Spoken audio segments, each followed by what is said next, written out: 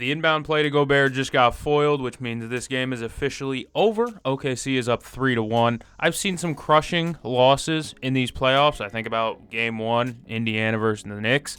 The Bucks versus the Pacers as well.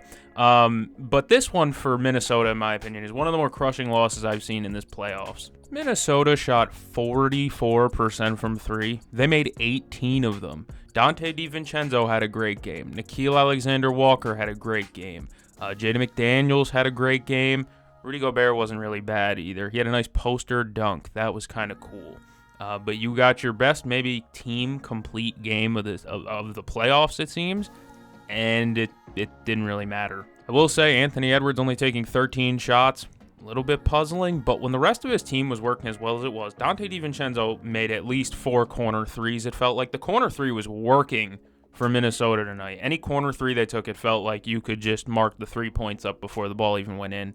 The corner three was Minnesota's best tool tonight. And again, like I keep talking about Minnesota as if they won the game. They didn't. OKC just kind of outlasted them. The only way I can really describe it is it's a game of runs.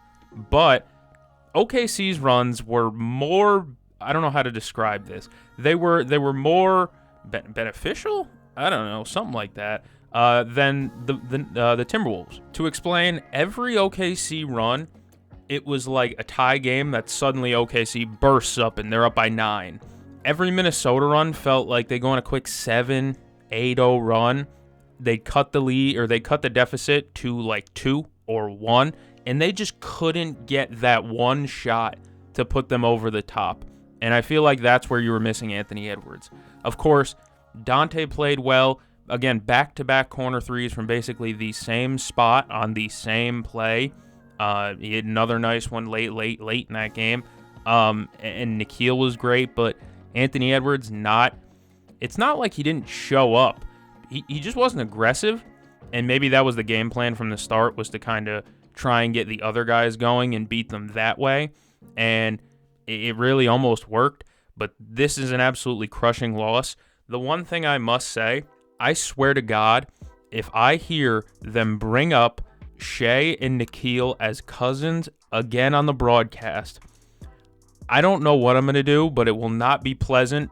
I will be very frustrated. I'm so tired of hearing it. So damn tired of hearing that fact on the broadcast. It's been pointed out more times than you can imagine. It's like, for a reference, it's kind of like when you're like watching an NFL game and they're like, yeah, that tight end, he used to play center back in college. The one that I always think of is, what was his name? A big tight end for the Colts, I think it was. They always brought up, he played center in college. Okay, stop doing it. I hate when they bring that up. Nickeil and Shai, yes, they're related. That's great. The baby picture, blah, blah, blah.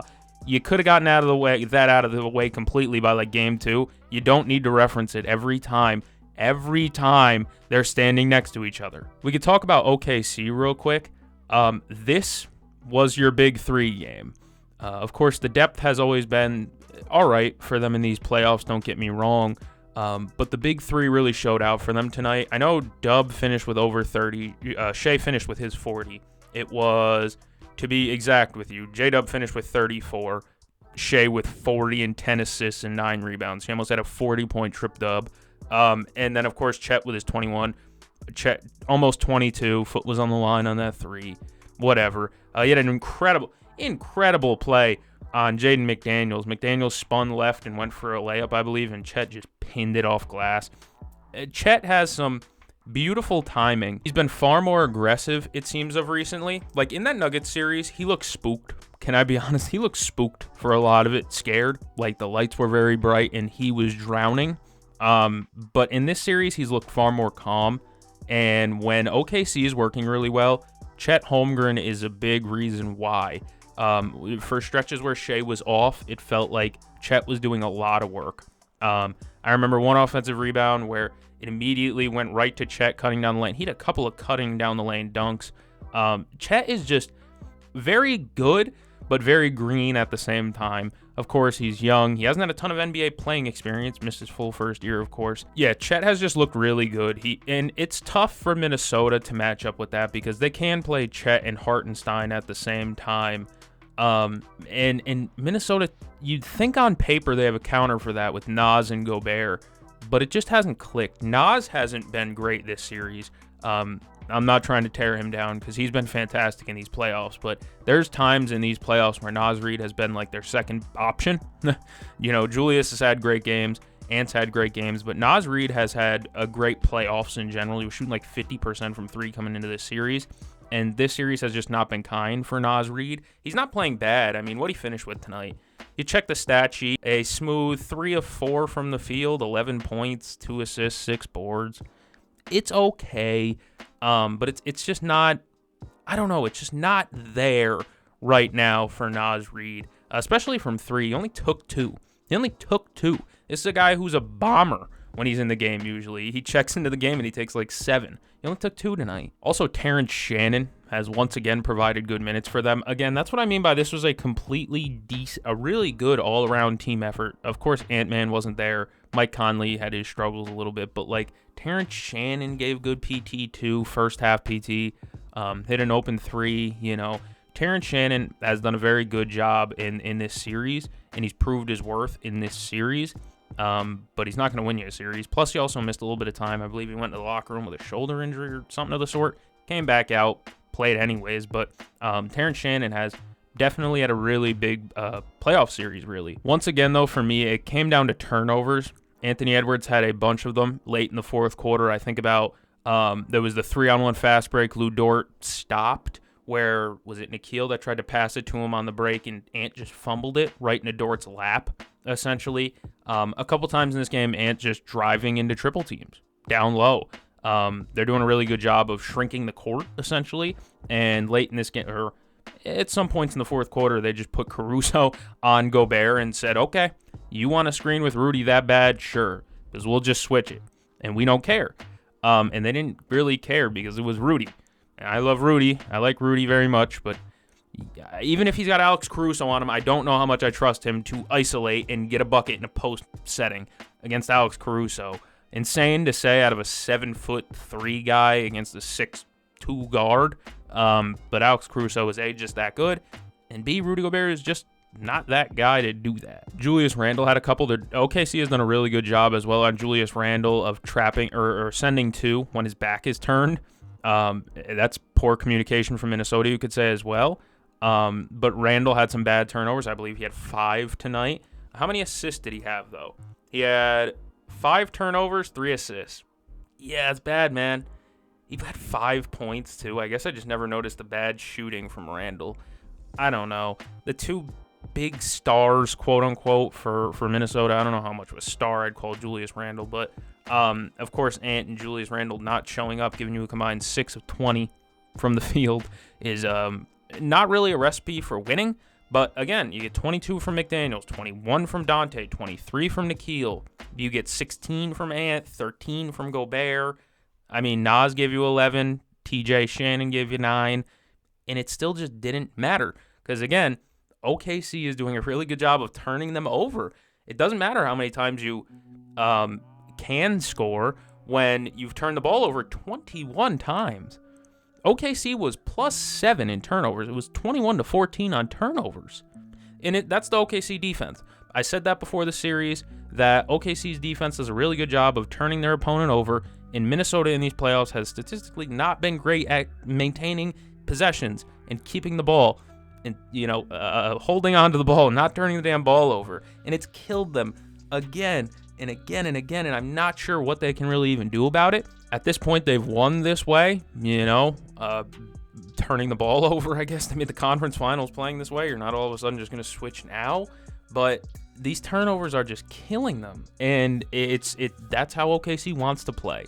We're going to paper cut you to death, essentially, is how OKC's been playing in these playoffs. I think J-Dub had his best performance of these playoffs. I don't think I can recall a game right now where he looked better. Maybe in the Memphis series that nobody cared about.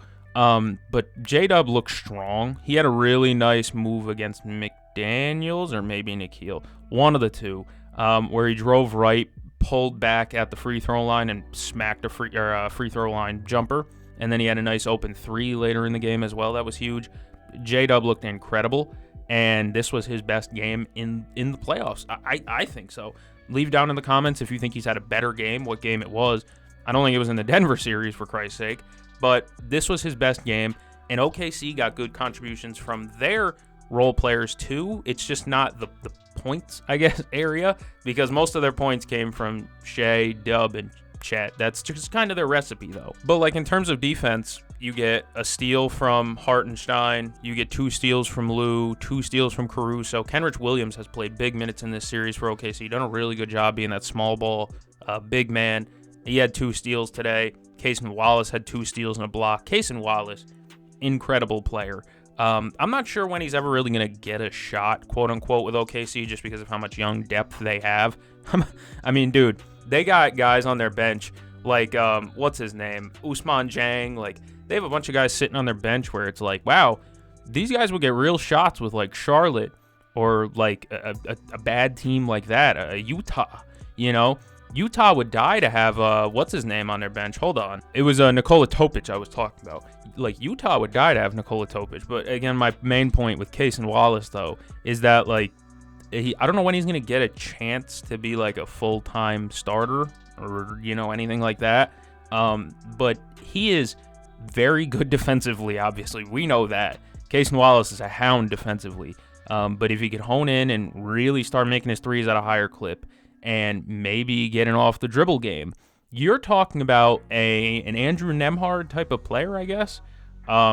It's just really dependent on what he can do with his bag. But at the end of the day, I don't even know if he's going to need it, because when you have 3 guys who can give you 30 apiece,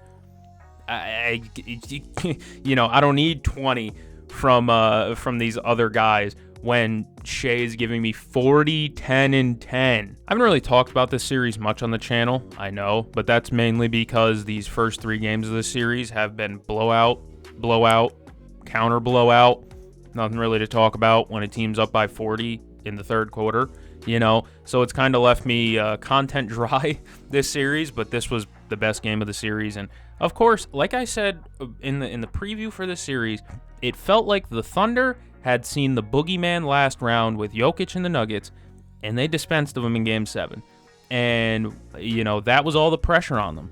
And now they're playing kind of just normal Thunder basketball at this point. They couldn't really... There was some times where they couldn't buy a stop today. But, of course, when Minnesota's got 18 3-point makes, you know... But this is really a crushing loss for Minnesota, because everything went the way that they wanted. Maybe OKC got too many offensive rebounds. That's like the one big critique. But you think about it in the other direction, they also turned the ball over too much. But they're going to turn the ball over a lot. That's what they've done this entire playoffs, is turn the ball over.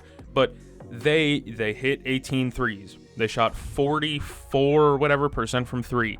I don't know if you're going to get better percentages in this series again. And then on top of that, you got great play from every player on the roster, not named Julius Randle, really. You got at least good play. Terrence Shannon, again, giving you big minutes. And they just couldn't get it done. They had the run to get it to 2. They had a run to tie the game. They could never take the lead, it felt like. There was no point in this game where it felt like they could just take the reins and go. And that's credit to OKC as well, because every time Minnesota puts up a nice 8-0 run to cut the deficit to 1, timeout, we'll draw up a nice timeout play, ATO, execute that. Shea gets an easy 2. That's what it felt like every time, was just give the damn ball to Shea Gilgeous-Alexander and let him go get a midi. Worked a lot. Works a lot. It's almost like you won MVP doing that. But it felt like that's credit to OKC, man. And then once they string that one together, scoring on their half-court defense is really, really hard to do consistently. And, you know, they turn the ball over. They get you to turn the ball over at such a high rate. They get out in transition often. I don't know. There's not many ways that you can beat OKC. Headline, 1 seed hard to beat. Yeah, I know, real breaking news from Matt there. But it just felt like a game that Minnesota was supposed to win, and they just didn't. Anthony Edwards wasn't aggressive enough, and I know that's what most people are going to harp on. But again, when your your role players are playing such a really good game, I often don't complain about his aggressiveness enough. And when he was aggressive, it was at the wrong points. I remember he took a 3 with about 5 minutes left in the game when I believe they were down 3, and it was with like 18 seconds left on the shot clock. It was a pull-up 3 over Hartenstein. I think it was Holmgren, actually. And it was like, there was no reason. There was no need and reason. I tried to combine them. There was no need to do that.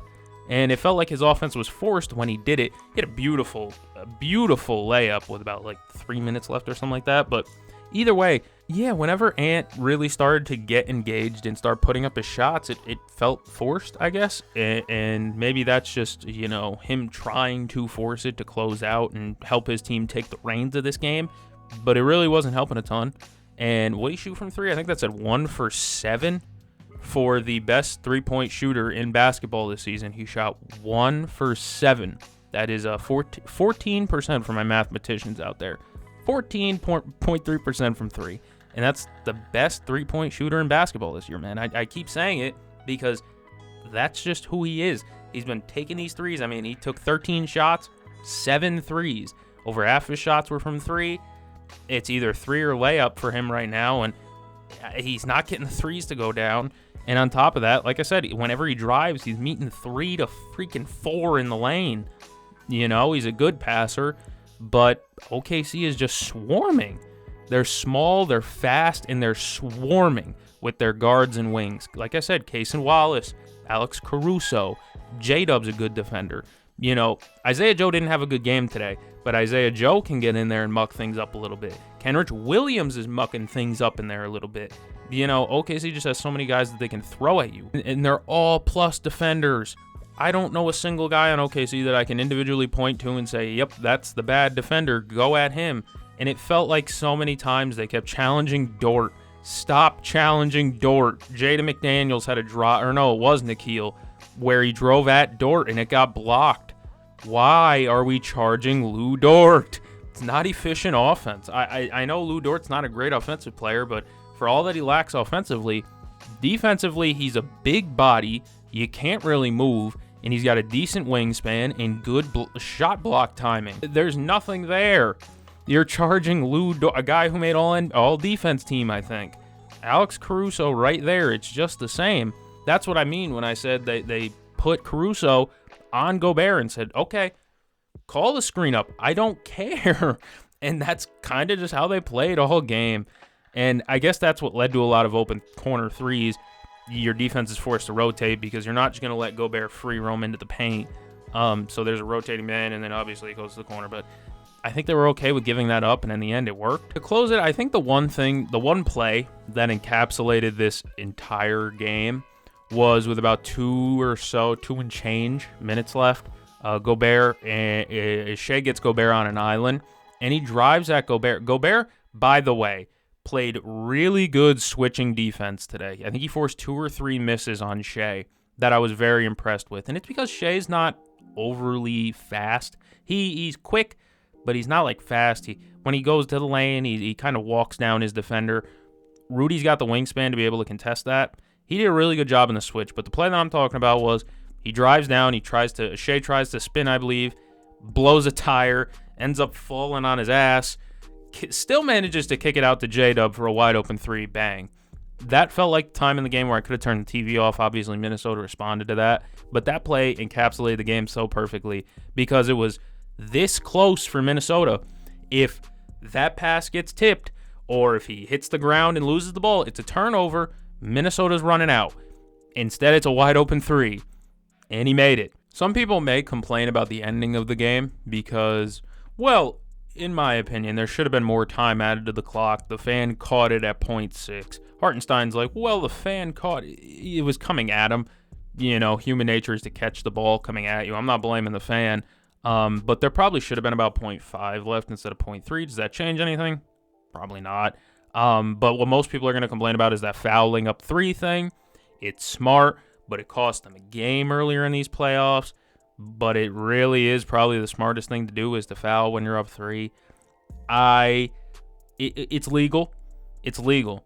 So at the end of the day, you got to live with it. It's legal. You're allowed to do it. They did it. They exploited it, and they won the game. Now, in the future, would people propose Adam Silver to make a rule change that? Maybe. I don't know, but I'm not a fan of it. But at the same time, it's smart and it wins games, and that's it. Practicality. Does it work? We're going to do it. And although it cost them a game, it won them tonight, essentially, because Minnesota, Anthony Edwards caught an inbound. He had to run the length of the court, down 3, and Alex Caruso played it perfectly and fouled him with about 3 seconds left. With 3 seconds left, all the Thunder have to do is just inbound the ball and they win the game. Instead, it forces Anthony Edwards to try and miss a free throw. It ends the game like that. And that's just, again, it's legal. I may not like it. You may not like it. We as neutral fans may not like it.